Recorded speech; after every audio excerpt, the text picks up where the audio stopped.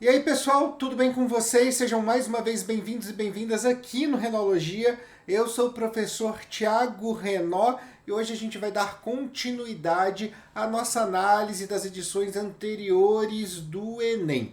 Na primeira parte, nós discutimos um pouco sobre a questão da escassez do Banco Nacional de Itens, das políticas do MEC, discutimos se vai ou não repetir questões, né? Até teve um comentário no vídeo dizendo que parece que o MEC abandonou essa ideia. Eu ainda não vi essa confirmação, mas estou atrás, trago para vocês essa informação assim que eu tiver. Bem, o fato é que o Enem 2022 está um pouco nebuloso quando a gente olha para frente. Então, vale a pena a gente olhar para tudo que foi cobrado em tempo de abundância de questões no Banco Nacional de Itens.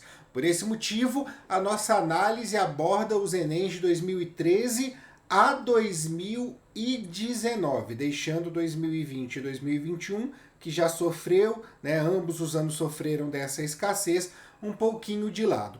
O que a gente vai fazer a partir de agora é olhar para cada uma das sub-áreas da biologia. Nós falamos o número total de questões de cada sub-área no vídeo anterior. Vamos olhar um pouquinho para cada uma dessas sub-áreas e poder falar um pouco de quais são os temas principais que caíram dessas sub-áreas nas edições anteriores.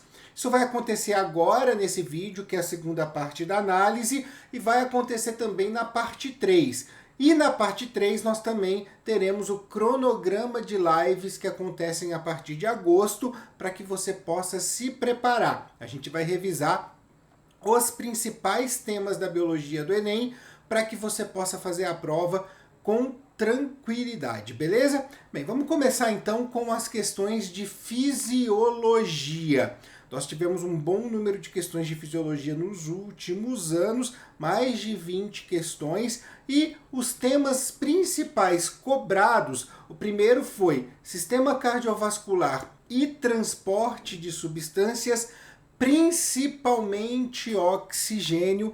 Nós também tivemos uma boa quantidade de questões sobre os sentidos, principalmente a visão, fazendo ligação ainda da visão com a questão da vitamina A e com os lipídios carotenoides.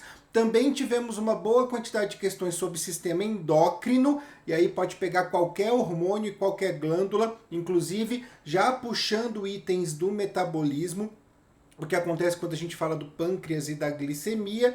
E também tivemos uma boa quantidade de questões aí sobre a excreção. Então, são temas que valem a pena a gente olhar quando falar de fisiologia. Excreção, sistema cardiovascular e transporte, sistema endócrino e os sentidos, principalmente pegando como base o sentido da visão. Passando para genética, e aí tem uma coisa bastante interessante, né? Quando a gente pensa em genética, parece que a primeira coisa que vai cair, aquilo que mais vai ser pedido, são as leis de Mendel. E não é bem assim, não. A gente tem aí uma grande quantidade de questões de alterações gênicas, falando de mutação, de deleção. Essas alterações podem ser tanto gênicas, né, pensando em genes, quanto alterações cromossomais.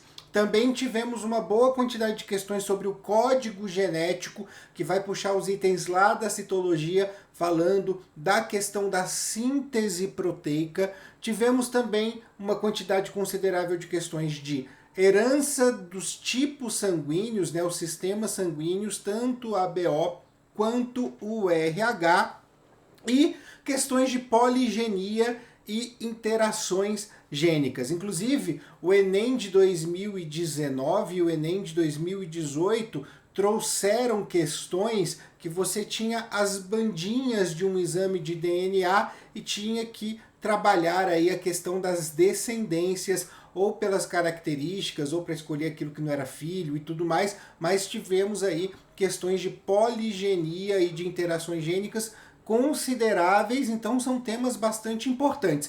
Agora, é claro que para a gente poder entender tanto a herança dos sistemas sanguíneos, quanto as interações gênicas, quanto poligenia e tudo mais, a gente tem que passar pelas leis de Mendel, isso é uma obrigação. Então, de certa forma, quando a gente cobra esses temas, né, caíram inclusive heredogramas para serem avaliados, herança sexual.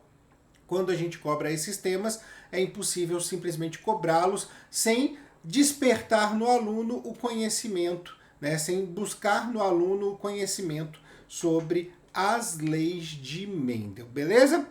Caso de evolução, um número menor de questões sobre evolução, mas o maior tema pedido dentro de evolução são os processos evolutivos. Não cobra muito a origem da vida, a questão das teorias de Darwin e Lamarck também foram muito pouco cobrados, mas os processos evolutivos, entre eles a questão da especiação, são bastante cobrados e precisam aí da nossa atenção, serão devidamente revisados nas lives também. Então, anota tudo que eu estou falando, anota esses temas principais, porque eles são importantes, tá? Até para que você já possa começar a se preparar. Um dos outros temas, né, uma das outras sub-áreas que mais cai no Enem é a citologia. E nesse caso aqui, o que mais se pede são as questões relacionadas ao citoplasma da célula. Falo de organelas citoplasmáticas e suas funções e toda a dinâmica que necessita compreender, que é importante da gente compreender que acontece no citoplasma.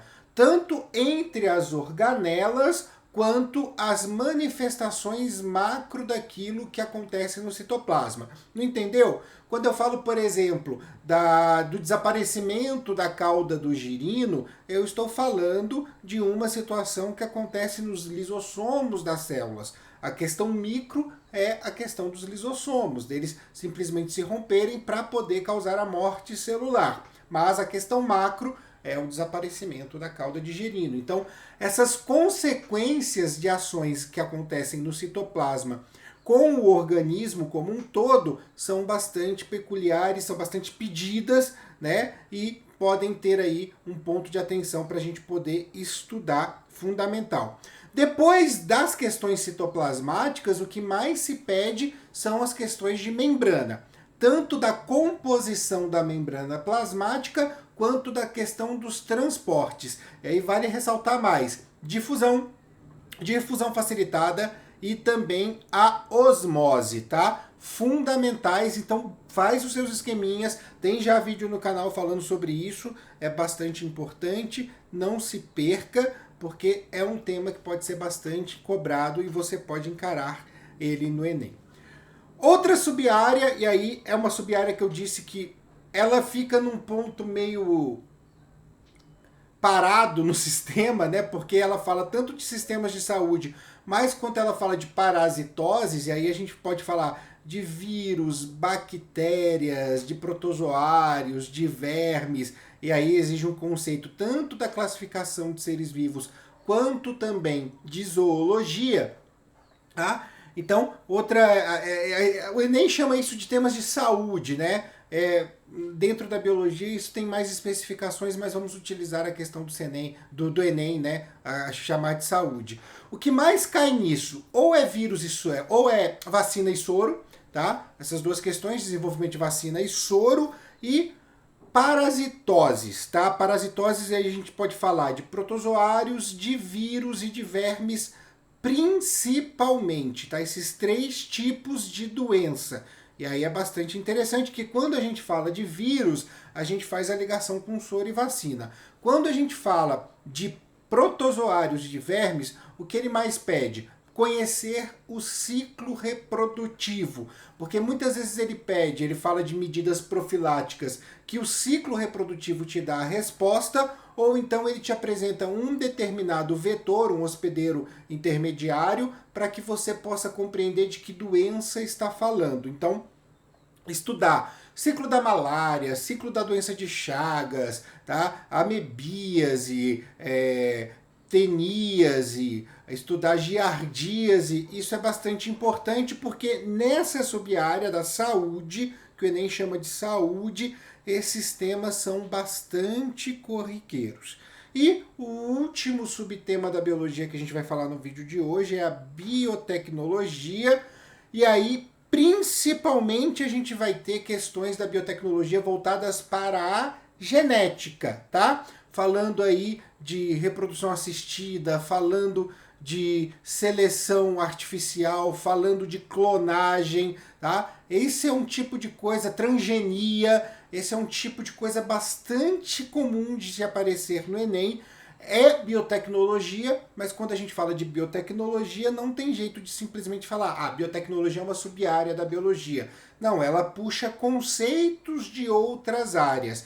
Então, fundamental estudar principalmente os processos biotecnológicos da engenharia genética, porque esses são bastante comuns, tá bom? Então, ó, veja, reveja esse vídeo, anote as principais dicas que eu falei, que na parte 3 a gente vai concluir, principalmente porque eu deixei para a parte 3 o tema mais pesado da biologia, que é ecologia. É aquilo que mais cai no Enem, despenca no Enem, é algo muito comum, tá bom? Então, fica atento para a parte 3, ela sai logo, logo, tá bom? Eu vou ficando por aqui, deixo as nossas redes sociais, o @renologia no Twitter, TikTok e também no Instagram. O nosso podcast, eu dou a dica aqui, toda segunda-feira sai, o Articulando no Spotify, no Google Podcast e também aqui no YouTube. Eu deixo por fim meu grande beijo a todos e a todas. Até a próxima!